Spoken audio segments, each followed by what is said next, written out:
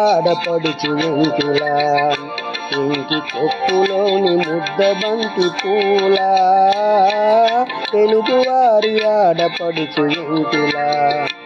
ఇంటి కొప్పులోని ముద్దబంతి పూల,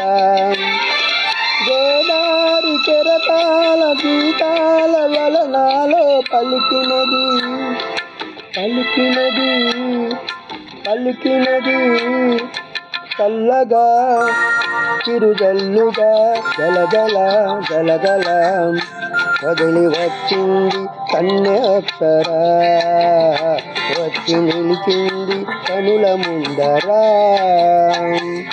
తేట తేట తెలుగులా తెల్లవారి వెలుగులా.